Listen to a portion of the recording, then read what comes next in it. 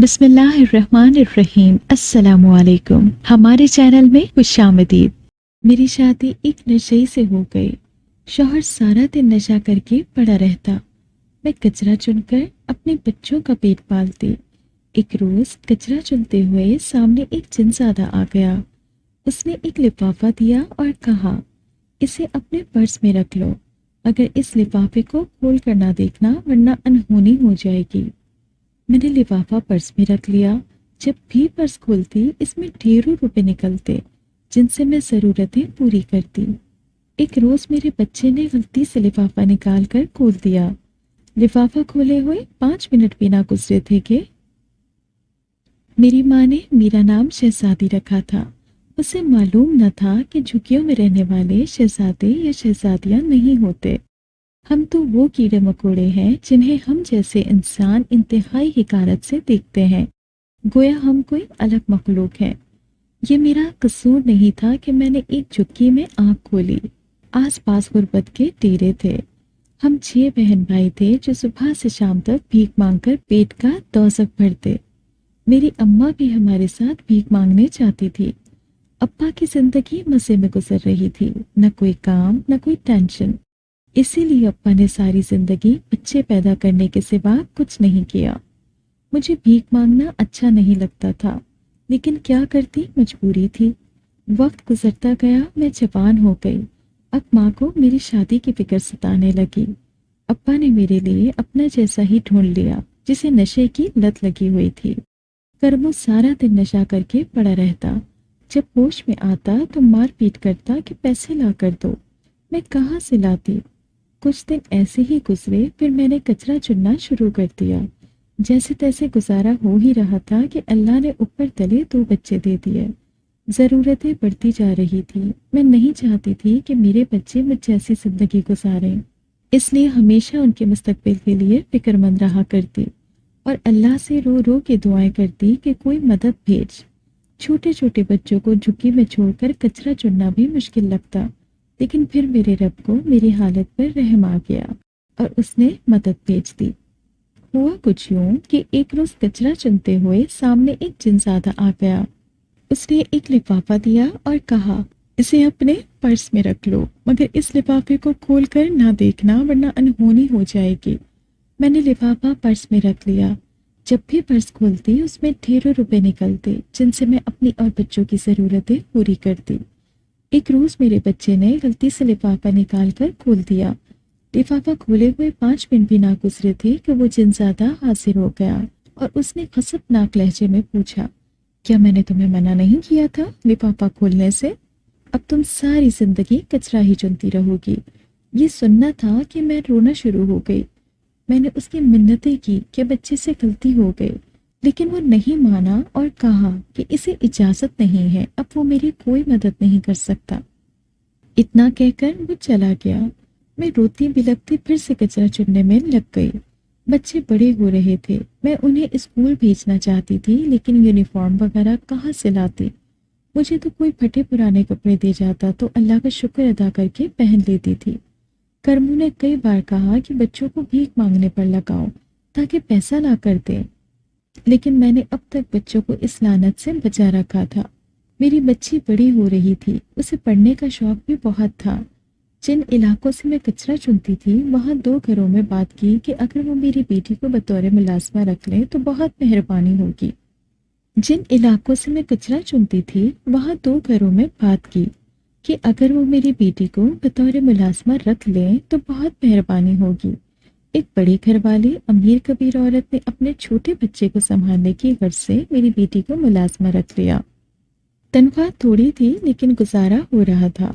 کچھ دن ٹھیک گزرے، پھر میری بیٹی کے مالکین اسے ذرا ذرا سی بات پہ ڈانٹ ٹپٹ کرنے لگی اور پھر مار پیٹ اس کا معمول بن گیا۔ میں اپنی بچی کی آنکھوں میں آنسو اور جسم پہ زخموں کے نشان دیکھ کر بہت روئی اور اس رات رو رو کے اللہ سے فریاد کی کہ کوئی فرشتہ بھیج، کہاں سے میں اپنی ضرورتیں پوری کروں، کیسے میں اپنے بچوں کو پڑھا لکھا انسان بناؤں۔ روتے روتے میری آنکھ لگ گئی۔ خواب میں دیکھا کہ بہت خوبصورت سرسبز میدان ہے جہاں میں اور میرے بچے ہیں اور رنگ برنگے کھانے ہیں، ہم بہت خوش ہیں اور کھا پی رہے ہیں کہ اچانک ایک ہاتھ آگے بڑھتا ہے اور میرے بچوں کے ہاتھ سے کھانا چھین لیتا ہے۔ ڈر کے مارے آنکھ کھل گئی۔ دل میں کچھ سکون تھا کہ اللہ مجھے اکیلا نہیں چھوڑے گا، لیکن اللہ کی ذات پر یقین پختہ ہو گیا تھا۔ اگلی صبح جب میں کچرا چننے کے لیے اٹھی تو میری 10 سالہ بیٹی بخار میں تپ رہی تھی۔ میں اسے اسی حال میں چھوڑ کر کام کے لیے چلی گئی۔ میرا دل دکھ سے بھرا ہوا تھا۔ ہر تھوڑی دیر بعد آسمان کی طرف دیکھتی، اللہ سے مدد مانگتی اور پھر کام میں لگ جاتی۔ فارغ ہو کر قریب کے ہسپتال سے کچھ دوائیں لی اور گھر کو چل دی۔ راستے میں کسی نے میرا نام پکارا۔ مڑ کر دیکھا تو کسی کا نام و نشان بھی نہ تھا۔ وہم سمجھ کر آگے چل دی۔ دوبارہ نام پکارا گیا اور قطرے زوردار آواز سے۔ میں ڈر کے مارے وہیں رک گئی۔ آواز آئی، کیا چاہتی ہو؟ میں نے پوچھا، کون؟ تو جواب آیا، میں اس جن کا سردار ہوں جسے سالوں پہلے تمہاری مدد کے لیے بھیجا تھا۔ میں دوسری دنیا سے آیا ہوں تاکہ تمہاری مدد کر سکوں۔ میں نے کہا کہ میں بہت مجبور ہوں، شوہر نکٹو ہے، بچوں کا پیٹ پالنے کے لیے یہ کام کرنا پڑتا ہے۔ اب بچے بڑے ہو رہے ہیں اور ہمت جواب دے رہی ہے۔ میں تمہیں وہی لفافہ دوں گا، لیکن اسے کھول کر مت دیکھنا۔ وہ لفافہ کھولنے کی اجازت ہمیں بھی نہیں ہے۔ یہ لفافے ہمارے سردار نے ہمیں دیے ہیں تاکہ دکھی لوگوں کی مدد کا باعث بن سکیں، اور ہم مسلمان جن ہیں۔ بس تمہیں ایک کام کرنا ہوگا کہ یہ راستہ صاف رکھنا پڑے گا۔ ہمارا قافلہ یہاں سے گزرتا ہے تو ہمیں تکلیف ہوتی ہے۔ سردار جن کا حکم ہے کہ یہ راستہ صاف رکھا جائے۔ مجھے کیا مسئلہ ہوتا، میرا تو کام ہی یہی تھا، اس لیے میں نے انکار ہی نہیں کیا اور حامی بھر لی کہ میں روزانہ یہاں کی صفائی کر دیا کروں گی، اور لفافہ لے کر گھر واپس آ گئی۔ گھر آ کر اسے بچوں اور شوہر سے چھپا کر رکھا۔ میری ضرورتیں پھر سے پوری ہونے لگی اور میں نے بچوں کو قریب کے سرکاری اسکول میں داخل کروا دیا۔ روزانہ اس راستے کی صفائی کرنے جاتی اور وہاں سے فارغ ہو کر ایک سرکاری سلائی اسکول میں چلی جاتی۔ میں عزت سے رزق کمانا چاہتی تھی۔ اللہ نے تو جنات کی مدد سے رزق بھیج دیا تھا، لیکن میرے رب کو بھی محنت کر کے کھانے والے لوگ پسند ہیں۔ ایسے بھی کیا خبر کب میرا شوہر وہ لفافہ کھولتے جو پیسوں کے لیے سارا گھر الٹ پلٹ کے رکھ دیتا ہے۔ اس لیے میں اپنے اور بچوں کے بہتر مستقبل کے لیے کپڑے سلائی کرنا سیکھ رہی تھی۔ زندگی اچھے حال میں گزر رہی تھی کہ میرے شوہر کو کسی نے خبر دی کہ بچے اور میں اسکول جاتے ہیں۔ خود تو وہ نشہ کر کے پڑا رہتا تھا، تو ظاہر ہے کسی اور کے ذریعے ہی پتہ چلا ہوگا اسے۔ خیر میری تو شامت ہی آ گئی۔ مار پیٹ کر کے جب اس کا ذرا غصہ ٹھنڈا ہوا تو میں نے پوچھا کہ تجھے کس نے بتایا ہم اسکول جاتے ہیں؟ کرمو کہنے لگا، ایک لمبا تڑنگا سا بندہ آیا تھا، وہ بتا رہا تھا کہ تیرے بہت پرپر سے نکل آئے ہیں، بہت اونچا اڑنے لگی ہے، جو بچوں کو بھی اسکول ڈال دیا اور خود بھی سلائی سیکھنے جاتی ہے۔ میں نے دل میں سوچا کہ یہ دشمن کون ہو سکتا ہے جو کرمو تک یہ بات پہنچائے۔ بہت سوچا لیکن کسی ہمسائے پہ بھی شک نہ کیا، کیونکہ وہ سب ہی بہت ہمدرد تھے اور سب کی بیویاں اپنے شوہروں کے ساتھ کام پہ جاتی تھیں، تو میری شکایت کون کرتا؟ پھر خیال آیا کیوں نہ ایک دن اسکول سے چھٹی کر کے دیکھوں، ہو سکتا ہے کوئی سرا ہاتھ لگ جائے۔ اگلے دن چھٹی کی اور گھر میں ہی رہی تاکہ اپنے دشمن کا پتہ لگا سکوں۔ دن کے 11 بجے ہوں گے کہ ایک لمبا تڑنگا سا بندہ دور سے آتا دکھائی دیا۔ میں جھگی کے پیچھے چھپ گئی کیونکہ مجھے یقین تھا یہ وہی شخص ہوگا۔ اسے پہلے یہاں کسی نے نہیں دیکھا تھا۔ وہ جھگی کے اندر آیا اور میرے شوہر کو جھنجھوڑ کے اٹھایا، کیونکہ ویسے تو وہ اٹھتا نہیں تھا۔ آنے والے شخص نے کرمو کو سخت الفاظ میں کہا، اور ساتھ یہ بھی کہا کہ اسے اپنے بیوی بچوں کا ہی علم نہیں کہ وہ کہاں جاتے ہیں۔ جھکی میں جو سوراخ تھا وہاں سے میں نے دیکھا تو میری آنکھیں حیرت سے پھیل گئیں، کیونکہ یہ تو وہی جنزادہ تھا جس نے سب سے پہلے میری مدد کی تھی۔ مجھے بہت حیرانی ہوئی کہ یہ میرا برا کیوں چاہے گا، اس نے تو خود میری مدد کی تھی۔ خیر وہ کرمو کو میرے خلاف بھڑکا کر چلا گیا۔ مجھے اب اس جنزادے سے ملنا تھا تاکہ پتہ لگا سکوں کہ وہ میرے خلاف کیسے ہو گیا۔ اس نے تو میری مدد کی تھی۔ میں تھوڑا سا فاصلہ رکھ کر اس کے پیچھے پیچھے چلنے لگی۔ وہ تیز تیز قدم اٹھاتا جھکیوں کو پیچھے چھوڑ گیا۔ جب مجھے یقین ہو گیا کہ اب کرمو ہم تک نہیں پہنچ سکتا تو میں نے اسے آواز دی، اے جنزادے۔ وہ ایک دم رکا، مڑ کر مجھے دیکھا اور پھر تیز تیز چلنے لگا۔ مجھے اس کا پیچھا کرنے میں دشواری ہو رہی تھی۔ اب میری سانس پھولنے لگی تھی، لیکن وہ بڑے بڑے قدم اٹھاتا تیزی سے چلتا رہا، یہاں تک کہ ہم ایک قبرستان میں داخل ہو گئے۔ وہ ایک قبر کے پاس جا کر رک گیا۔ میں ذرا فاصلے پر کھڑی ہو کر سانس درست کرنے لگی۔ تھوڑی دیر بعد وہ بولا، تم حیران ہوگی کہ تمہاری مدد کرنے والا ہی تمہارا دشمن کیسے ہو گیا۔ ہاں، مجھے پریشانی ہے کہ ایسا کیا ہوا جو آپ میرے خلاف ہو گئے۔ میں تمہارے خلاف نہیں ہوا۔ اب جو میں کہنے جا رہا ہوں شاید تمہیں عجیب لگے، لیکن یہی سچ ہے۔ مجھے تم سے محبت ہو گئی ہے، اور میں تمہیں تمہارے ظالم شوہر سے ہمیشہ کی آزادی دلانا چاہتا ہوں تاکہ تم میری ہو جاؤ۔ میں جو حیرانی سے اس کی باتیں سن رہی تھی، آخری بات سن کے میں نے سر اٹھایا اور کہا، یہ کیسے ممکن ہے؟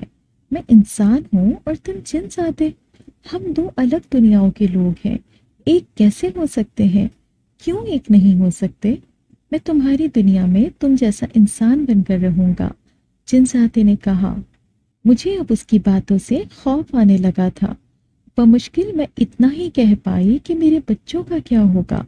ہم سب ساتھ رہیں گے، اور یہ کوئی اتنا مشکل کام نہیں ہے، بس تمہارے شوہر کو راستے سے ہٹانا ہے۔ میں بہت دیر سے کوشش کر رہا ہوں کہ وہ تمہیں چھوڑ دے، لیکن لگتا ہے اس کا ایسا کوئی ارادہ نہیں۔ ظاہر ہے تم جیسی بیوی اسے کہاں ملے گی جو اس کے لیے کھانے کے ساتھ ساتھ نشے کے لیے بھی پیسے دیتی ہے۔ مجھے لگتا ہے کہ وہ آسانی سے مانے گا بھی نہیں، اس لیے شاید اسے ہمیشہ کی نیند سلانا پڑے۔ مجھے اس کے لیے تمہارا ساتھ چاہیے، بس جیسا کہوں ویسا کر دینا، اسے نشے کی مقدار زیادہ دے دینا۔ اگر پھر بھی کام نہ بنا تو کچھ اور سوچیں گے، ٹھیک ہے؟ جن زادے نے کہا۔ میں تو اس کی باتوں سے پہلے ہی ڈری ہوئی تھی۔ اپنے شوہر کے قتل کی منصوبہ بندی سن کر میرا دل کانپ اٹھا۔ جیسا بھی ہے میرا شوہر ہے، میں کیوں گنہگار بنوں اسے قتل کر کے؟ اور مجھے ملے گا بھی کیا؟ یہ جنزادہ زندگی پتہ نہیں کتنا آزمائے گی۔ میں سوچوں میں گم گھر تک پہنچ گئی۔ مجھے یاد ہی نہیں رہا کہ کھانا بھی لے کر آنا ہے۔ بچوں کی اسکول سے آنے کا وقت ہو چلا تھا۔ میں ایک نظر بے سود پڑے کرموں پہ ڈال کر قریبی ہوٹل چلی گئی۔ وہاں سے کھانا لے کر واپس آئی تو بچے آ چکے تھے۔ میں نے کرموں کو اٹھایا اور اسے کھانا کھلایا۔ بچے آج بہت خوش تھے۔ ان کے سالانہ امتحان کا نتیجہ جو آیا تھا، بچے ضد کرنے لگے انہیں کہیں گھمانے لے جایا جائے۔ آج ان کی خوشی کا دن تھا، اس لیے میں نے اپنی پریشانی بھلا کر بچوں کی خوشی میں شرکت کی۔ میں، کرموں اور بچے پارک میں چلے گئے۔ انہیں خوب گھمایا۔ بچوں نے جھولے لیے اور رنگ برنگی چیزیں کھائیں۔ بچے اپنے کھیل میں مگن تھے کہ کرموں میرے پاس آ کر بیٹھا اور مجھ سے پوچھا، شہزادی تو مجھے چھوڑ کیوں نہیں دیتی؟ کرموں کے منہ سے یہ بات سن کر میں حیران رہ گئی، کیونکہ پچھلے 15 سالوں میں اس نے کبھی مجھ سے ایسی بات نہیں کی تھی۔ میرے لیے کرموں کا یہ انداز بالکل نیا تھا، اس لیے میری حیرانی بچا تھی۔ میں چپ رہی، اسے دیکھے گئی۔ کرموں پھر بولا، تجھے کیا ملا مجھ سے شادی کر کے سوائے دکھوں کے؟ میں نے تجھے دیا ہی کیا ہے؟ تو ایسا کر، مجھے چھوڑ دے، کسی اچھے انسان سے بیاہ کر لے جو تمہیں کما کر کھلائے، گھر بنا کے دے اور تجھے شہزادیوں کی طرح رکھے۔ تیری زندگی میں بھی کچھ سکھ آ جائے۔ اور تو کدھر جائے گا؟ تیرا خیال کون رکھے گا؟ تجھے کون کھانا کھلائے گا؟ تو اکیلا کیسے جیے گا کرموں؟ کچھ اپنے بارے میں سوچا بھی ہے، یا ایسے ہی میرا دل رکھنے کو کہہ دیا کہ میں اپنی زندگی جیوں تو اپنی؟ دیکھ شہزادی، تو نے اتنے سال میرا خیال رکھا، میری مار پیٹ برداشت کی، مجھے کما کر کھلایا۔ میں برا انسان ضرور ہوں، لیکن اتنا بھی خود غرض نہیں ہوں کہ اپنے لیے تیری زندگی برباد کروں۔ کیا ہو گیا ہے تجھے کرموں؟ تو جیسا بھی ہے میرا شوہر ہے، میرے بچوں کا باپ ہے، میں بھلا تجھے کیسے چھوڑ دوں؟ تو میری بات مان اور اپنا علاج کروا لے۔ شہر میں اتنے سینٹر بنے ہوئے ہیں، میں پیسہ لگاؤں گی تجھ پر، بس تو ایک بار نشہ چھوڑ دے، ہم باقی زندگی سکون سے ساتھ گزاریں گے۔ کرموں علاج کروانے پر رضامند ہو گیا۔ میں بہت خوش تھی کہ چلو میرا شوہر ٹھیک ہو جائے گا۔ اگلے دن میں نے سلائی اسکول میں میڈم سے پوچھا کہ نشہ چھڑوانے والا ادارہ کہاں ہے۔ میڈم سے پتہ لکھوا کر میں گھر آ گئی اور ہم دونوں اس سینٹر میں چلے گئے جہاں نشہ کرنے والوں کا علاج ہوتا تھا۔ کرموں کو وہاں داخل کر لیا گیا۔ فیس وغیرہ بھرنے کے بعد میں گھر واپس آ گئی اور مجھے بالکل بھی یاد نہ رہا کہ جن ذاتی نے مجھے کیا کام دیا تھا، نہ ہی میں نے اتنے دن سے جنات کے گزرنے والا رستہ صاف کیا تھا۔ کرموں کے علاج کے لیے زیادہ پیسوں کی ضرورت تھی، لیکن میرے پرس سے اتنے ہی نکلتے تھے کہ روزانہ کی ضرورت پوری ہو جائے۔ میرے ذہن میں جنات کے سردار سے ملنے کا خیال آیا۔ اگلے دن میں نے وہ راستہ صاف کیا اور انتظار میں بیٹھ گئی کہ قافلہ کب گزرے گا۔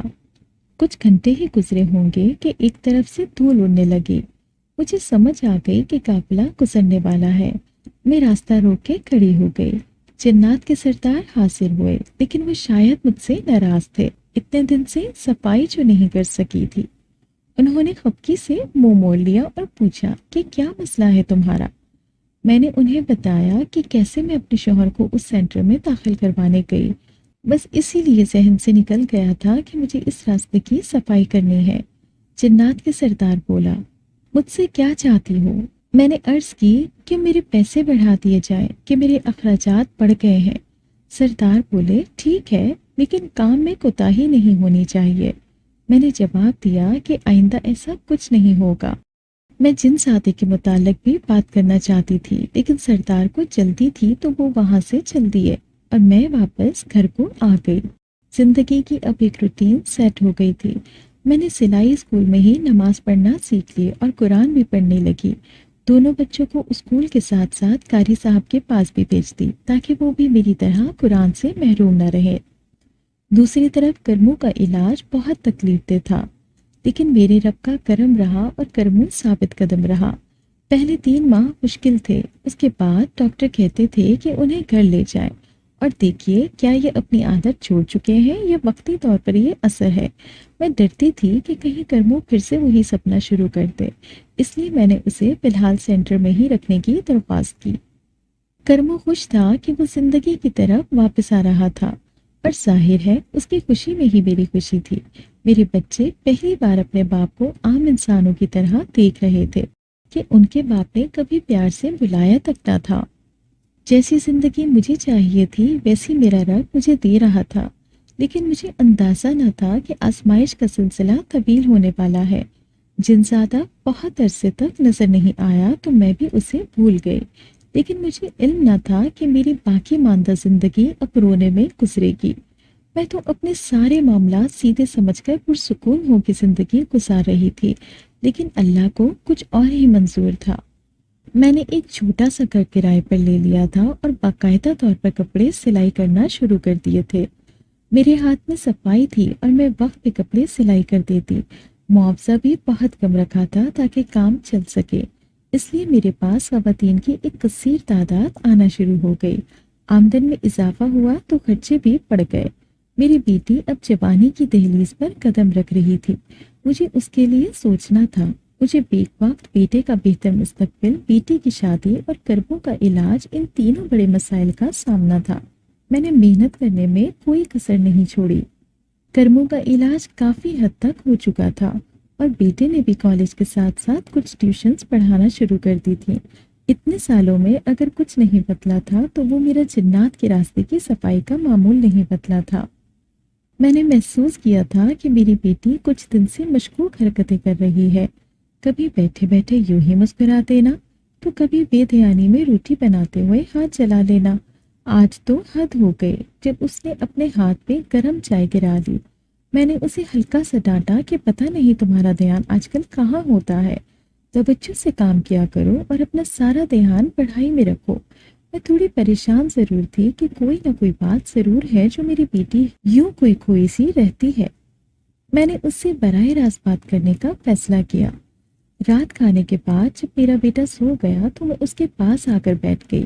میری بچی کو کوئی مسئلہ ہے؟ وہ خاموشی سے سر جھکائے بیٹھی رہی۔ میں نے دوبارہ پوچھا کہ کیا مسئلہ ہے جو تمہیں پریشان کر رہا ہے؟ مجھے کھل کر بتاؤ بیٹا، میں تمہاری ماں کے ساتھ ساتھ دوست بھی ہوں، مجھ سے کچھ مت چھپاؤ۔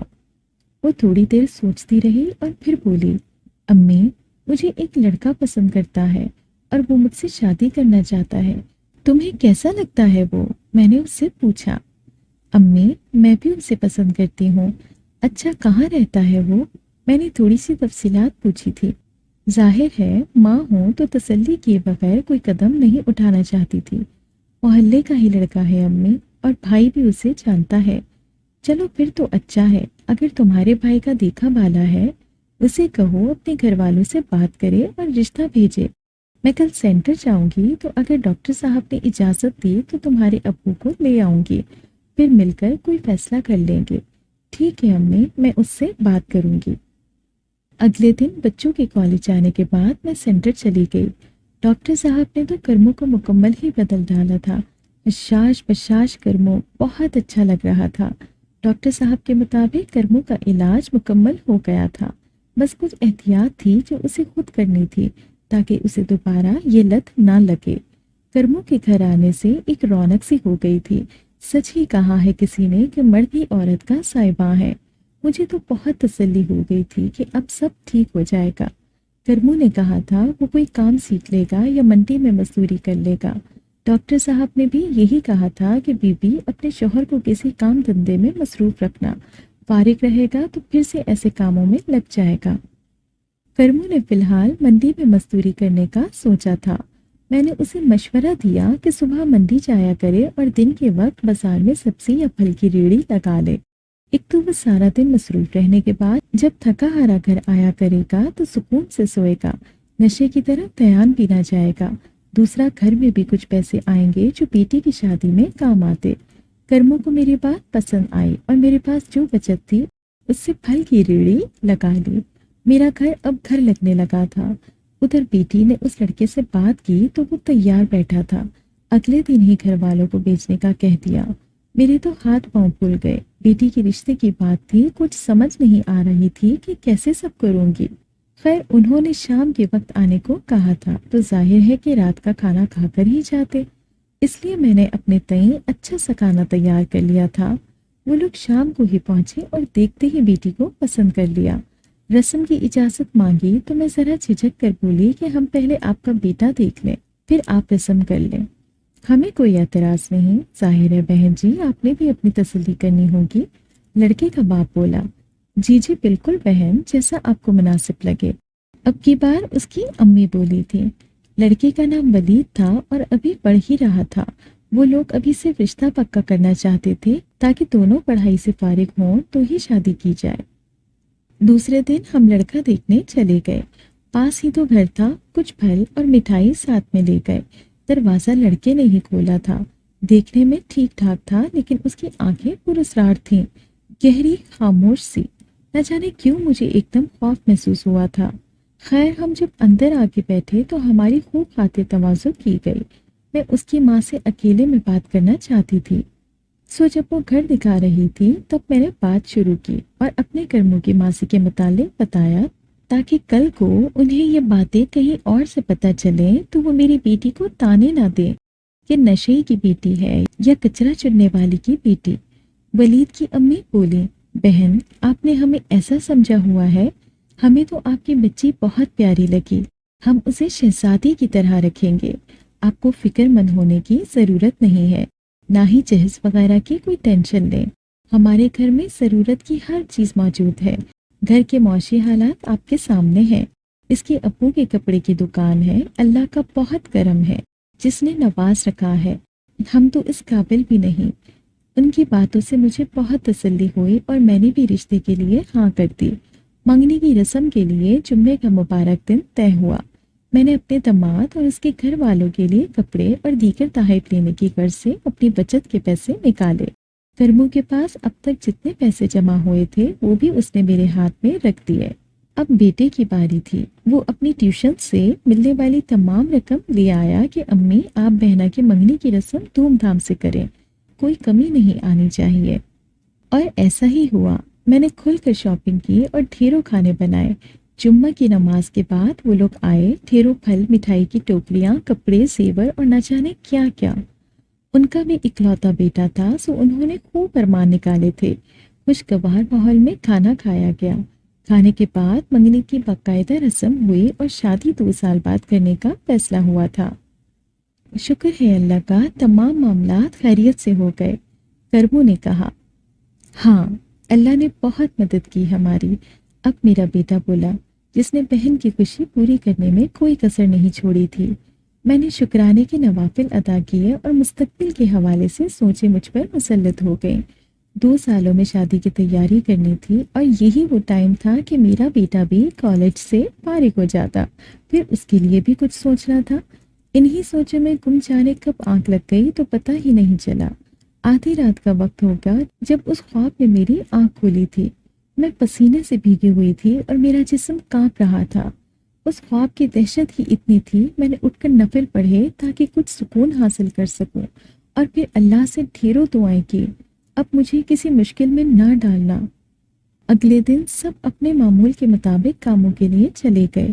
میں گھر میں اکیلی تھی۔ کچھ خواب کا اثر تھا کہ دل گھبرا رہا تھا اور یوں بھی لگ رہا تھا کہ میرے علاوہ بھی گھر میں کوئی اور ہے۔ میں نے سارا گھر دیکھا لیکن کوئی اور ہوتا تو نظر آتا۔ مجھے سمجھ نہیں آ رہی تھی کہ یہ وہم کیوں ہے۔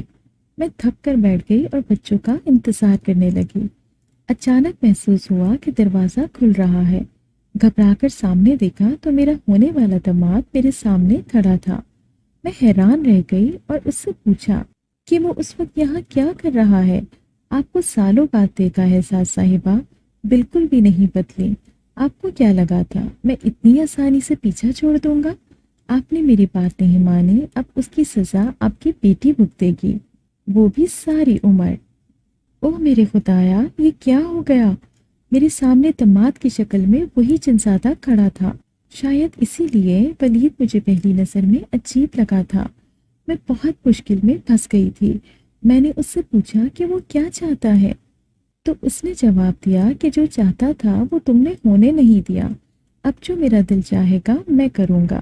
یہ کہہ کر اس نے زوردار آواز میں کہا لگایا اور پھر کہا کہ تم اب تیار رہو، تمہاری بیٹی نہ جیے گی نہ مرے گی، موت مانگے گی تو وہ بھی نہیں دوں گا۔ تم دیکھو گی کہ ایک جن زادے کی بات نہ ماننے کی کتنی بڑی سزا ہے۔ میں اپنی بیٹی کی زندگی برباد نہیں کروں گی، یہ رشتہ ہی ختم کر دوں گی، میں نے فیصلہ کن لہجے میں کہا۔ رشتہ ختم ہونے سے کیا ہوگا؟ تمہیں کیا لگتا ہے میں آسانی سے پیچھا چھوڑنے والوں میں سے نہیں ہوں؟ تم جس انسان سے اس کی شادی کرو گی میں اسے مار کے اس کی شناخت اپنا لوں گا اور تمہاری بیٹی میری قید میں رہے گی۔ تو کیا مطلب؟ میں نے ہکلاتے ہوئے پوچھا، کیا تم نے ولید کو مار دیا؟ ہاں بالکل، مارنے کے سوا کوئی اور رستہ نہیں تھا میرے پاس۔ اب اگر تم اس کا رشتہ توڑو گی تو کوئی فائدہ نہیں ہوگا، کیونکہ اب میں تمہیں اور تمہاری بیٹی کو سزا دیے بغیر چین سے نہیں بیٹھوں گا۔ اتنا کہہ کر جنزادہ وہاں سے چلا گیا اور میں اپنا سر پکڑ کے بیٹھ گئی۔ تو جو خواب میں نے دیکھا تھا وہ اس کے متعلق اشارہ تھا کہ میری بیٹی بیاہ کر برے لوگوں میں جانے والی ہے۔ الہی، یہ کیا ماجرا ہے؟ کہاں جاؤں، کس سے مدد مانگوں؟ میرا تیرے سوا کوئی نہیں ہے اللہ تعالیٰ۔ میں وہیں بیٹھے بیٹھے رونے لگ گئی اور اللہ سے اپنی اور اپنے سب گھر والوں کی حفاظت کے لیے دعائیں کرنے لگی۔ یا اللہ مدد بھیج، تیری مدد کے بغیر کوئی مجھے نہیں بچا سکتا، تو ہی میرا سب کچھ ہے۔ روتے روتے پتہ ہی نہیں چلا، میں باہر بھی کہیں نہ جا سکی۔ اتنا وقت گزر گیا اور بچے گھر آ گئے۔ بچوں نے جو میری صورت دیکھی تو بہت پریشان ہوئے۔ دونوں میرے پاس بیٹھ گئے کہ امی آپ کو کیا ہوا ہے، کیوں رو رہی ہے اتنا؟ کیا ابو نے کچھ کہا ہے آپ سے؟ نہیں بیٹا، تمہارے ابو تو اب کچھ نہیں کہتے، میں بس گڑیا کی شادی کا سوچ کر پریشان ہو رہی تھی۔ ارے امی، ابھی 2 سال رہتے ہیں اور میں نے کون سا دور جانا ہے، یہ پاس ہی تو ہے میرا ہونے والا گھر، کیوں پریشان ہوتی ہیں؟ چلیں آج میں آپ کو کھانا بنا کر کھلاتی ہوں۔ میری بیٹی نے مجھے تسلی دینے کی کوشش کی۔ میں خاموشی سے اس کا چہرہ دیکھ رہی تھی کہ شادی کے نام پہ کیسی رونق آئی ہے میری بیٹی کے چہرے پر، جسے یہ معلوم نہیں کہ اس کا یہ پھول سا چہرہ مرجھا جائے گا، آنکھیں ویران ہو جائیں گی، دل مر جائے گا۔ مجھے سوچ کر ہی وحشت ہونے لگی تھی۔ یہ ایسی بات تھی جو میں کرمو سمیت کسی کو بھی نہیں بتا سکتی تھی۔ جیسے جیسے دن گزر رہے تھے میری پریشانی بڑھتی جا رہی تھی۔ عید آنے والی تھی، بچوں کے منگنی کے بعد یہ پہلی عید تھی، لیکن میری طرف سے کوئی تیاری نہیں تھی، نہ ہی میں نے شادی کے لیے کوئی تیاری شروع کی تھی۔ میری بیٹی کے سسرال والے اس کی پہلی عید لے کر آئے تھے۔ میں نے بجھے دل کے ساتھ ان کا استقبال کیا تھا۔ منگنی کی طرح انہوں نے یہاں بھی کوئی کسر نہیں چھوڑی تھی، لیکن مجھے کوئی خوشی محسوس نہیں ہو رہی تھی۔ میرا دل پھٹا جا رہا تھا۔ دماغ میں ایک دم سے جنات کے سردار کی شکل گھوم گئی۔ بس پھر میں نے طے کیا کہ جنات کے سردار کو اس جن زادے کی شکایت کروں گی، وہی مجھے اس مصیبت سے نجات دلا سکتے ہیں۔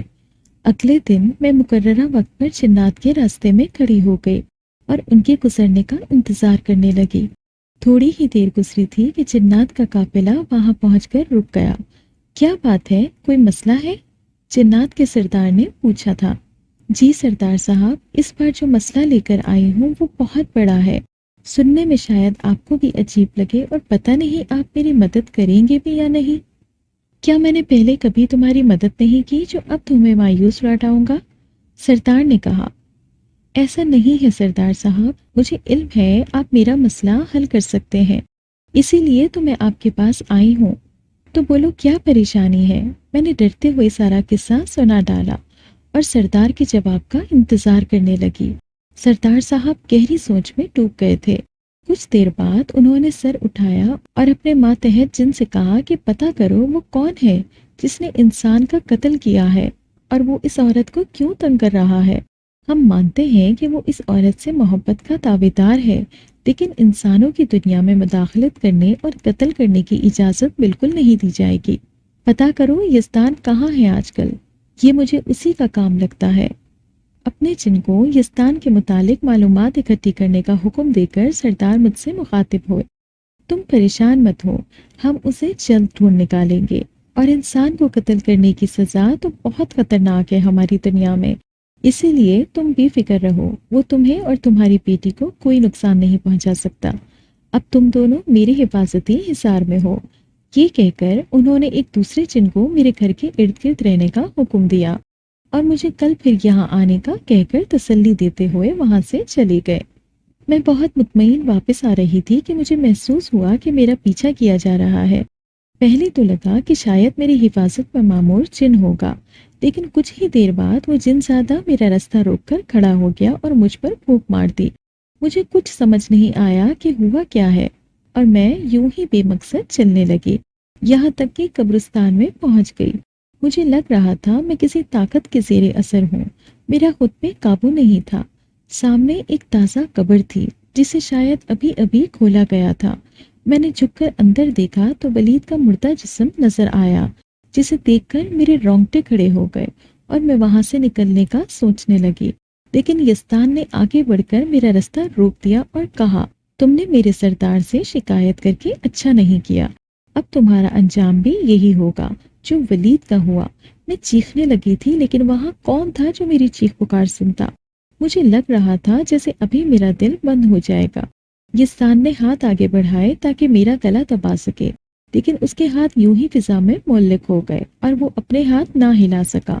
میری حفاظت میں معمور جن نے یزدان کا ہاتھ روک دیا اور اسے کہا کہ یہ عورت اور اس کے گھر والے ہمارے سردار کی حفاظت کے حصار میں ہے، تو ان کو ہاتھ بھی نہیں لگا سکتا۔ بہتر ہے یہیں سے پلٹ جا اور سردار سے دشمنی مول مت لے، ورنہ انجام سے تو واقف ہے۔ اتنا کہہ کر اس جن نے مجھے یہاں سے جانے کا کہا اور خود میرے اور یزدان کے درمیان کھڑا ہو گیا تاکہ وہ مجھے کوئی نقصان نہ پہنچا سکے۔ میں ڈرتی کانپتی ہوئی گھر واپس پہنچی تو ایک دل دہلا دینے والی خبر میری منتظر تھی۔ ولید کا ایکسیڈنٹ میں انتقال ہو گیا تھا۔ میں گمسم سی کھڑی تھی، تو اس کا مطلب اتنے دن سے یزدان نے ولید کو غائب کر رکھا تھا تاکہ مجھ سے اپنی بات منوا سکے، اور آج جب میں نے اس کی دھمکی کو سنجیدہ نہیں لیا تو ولید کو قتل کر دیا تاکہ ہمیشہ کے لیے اس کا جسم حاصل کر سکے۔ رات گئے ولید کو دفنا دیا گیا۔ مجھ سے اپنی بیٹی کی حالت دیکھی نہیں جا رہی تھی۔ کئی دن ایسے ہی گزر گئے۔ کچھ دن کے بعد ولید کی ماں ہمارے گھر آئی اور میری بیٹی کو تانے دینے لگی کہ تم سے رشتہ جڑنے کے بعد یہ سب ہوا ہے، کاش میں کبھی تمہارے گھر نہ آتی، تم منحوس ہو۔ ان کے یہ الفاظ میرا دل چھلنی کر رہے تھے، لیکن میں مجبور تھی۔ میں انہیں کچھ بھی نہیں کہہ سکتی تھی کیونکہ ولید ان کا اکلوتا بیٹا تھا۔ جوان بیٹی کی موت ویسے ہی والدین کی کمر توڑ دیتی ہے، یہ تو پھر ان کی اکلوتی اولاد کا معاملہ تھا، کیسے صبر کرتے؟ ان کی تو دنیا ہی اجڑ گئی تھی۔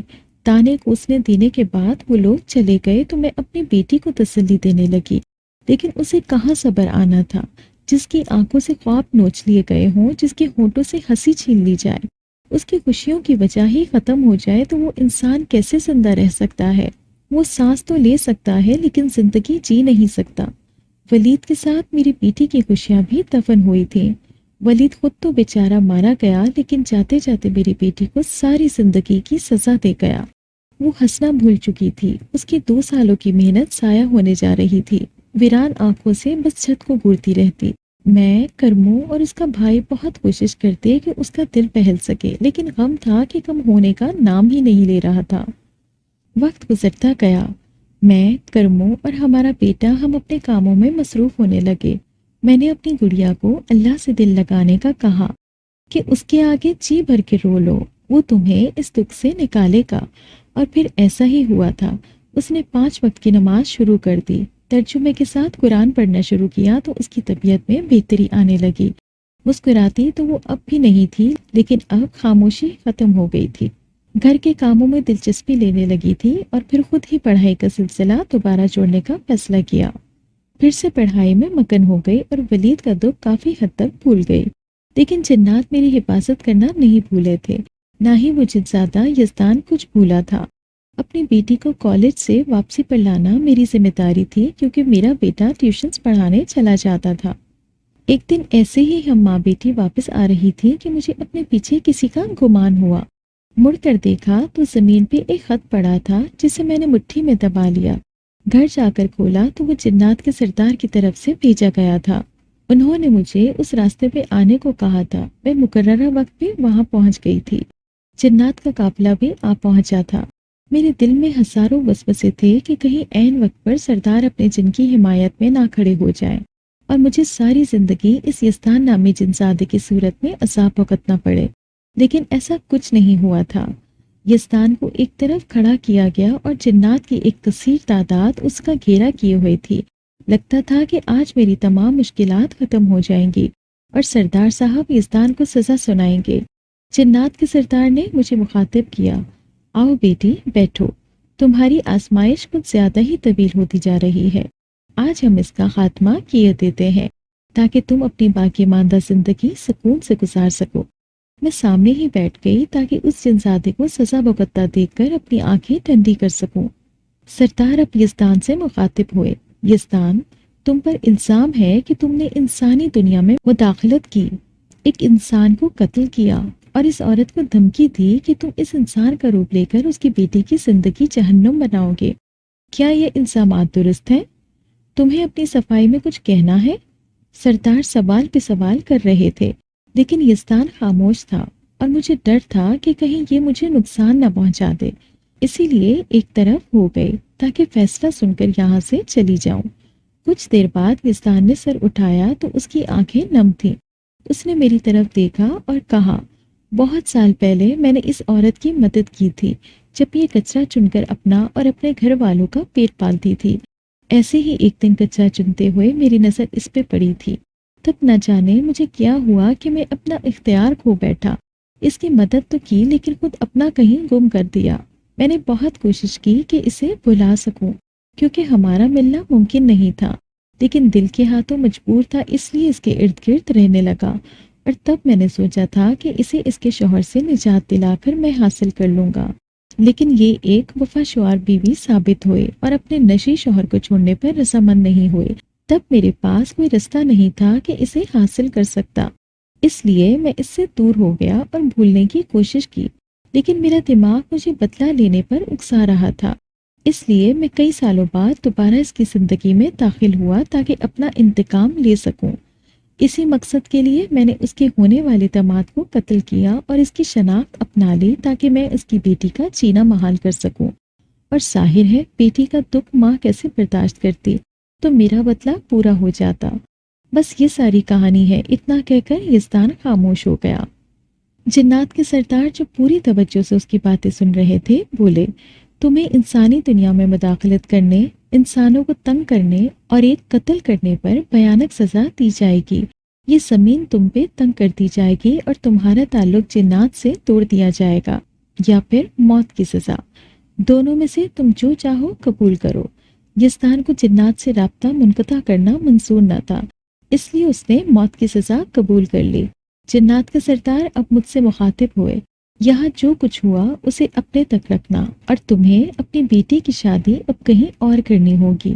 جاتے ہوئے انہوں نے ایک لفافہ دیا کہ جب بھی میری مدد کی ضرورت پڑے اسے کھول کر دیکھنا، میں حاضر ہو جاؤں گا۔ اب تم جاؤ، اپنی زندگی سکون سے گزارو، اور ایک بات کبھی مت بھولنا کہ تم اللہ کی عبادت گزار بندی تھی۔ تم نے ہر طرح کے حالات میں صبر کیا، اپنی محنت سے زندگی بدل ڈالی، ہمیشہ تمام مشکلات کا ڈٹ کر سامنا کیا۔ اسی لیے اللہ بھی تم پہ مہربان ہوا، اس نے تمہیں کبھی اکیلا نہیں چھوڑا، اور اس کے جو بندے صبر کرتے ہیں وہ ان کی بھرپور مدد کرتا ہے۔ شام ڈھلنے والی ہے، تم اب گھر جاؤ اور اپنے گھر والوں کے ساتھ ہنسی خوشی زندگی گزارو۔ اس زندگی پر تمہارا بھی حق ہے۔ میں بھی اجازت چاہوں گا، جب ضرورت محسوس ہو تو یہ لفافہ دیکھ لینا۔ میرے ہاتھ میں لفافہ پکڑا کر وہ غائب ہو گئے، اور میں بوجھل دل سے گھر واپس آ گئی۔ اب مجھے اپنی زندگی کا نئے سرے سے آغاز کرنا تھا، جس میں ایک بار پھر میرے کندھوں پر ذمہ داریاں تھیں، میرے گھر کی، میرے بچوں کی، اور میں ہمیشہ کی طرح خوش اسلوبی سے اپنے معاملات کو لے کر چلوں گی، کیونکہ اب تو یہاں یزدان نامی بوجھ بھی نہیں ہے۔ میں نے اپنے ہی شہر میں دونوں بچوں کے رشتے طے کر دیے۔ بیٹی کا رشتہ وہاں طے کیا جہاں میرا بیٹا چاہتا تھا۔ وہ جہاں ٹیوشنز دینے جاتا تھا، ان کا بڑا بیٹا اپنے باپ کا کاروبار سنبھالتا تھا اور چھوٹا کالج میں پڑھتا تھا۔ ہم نے بڑے بیٹے سے اپنی بیٹی کی نسبت طے کر دی، اور بیٹے کے لیے کرمو نے اپنے ساتھ کام کرنے والے کی بیٹی کا رشتہ مانگ لیا۔ دونوں بچوں کے نکاح سادگی سے کیے گئے، لیکن شادیاں دھوم دھام سے کی گئیں۔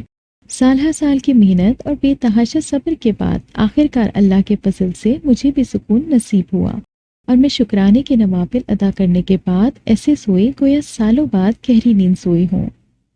اگر آپ کو یہ کہانی اچھی لگی ہے تو اس ویڈیو کو لائک کیجیے، اور اسی طرح کی مزید ویڈیوز دیکھنے کے لیے ہمارے چینل کو سبسکرائب کیجیے۔ اور ہاں، اگر آپ کی کسی دوست، رشتہ دار یا بہن کے ساتھ خدا نہ کرے ایسا کوئی واقعہ پیش آیا ہے تو ہمیں کامنٹ سیکشن میں اس کے بارے میں ضرور بتائیے۔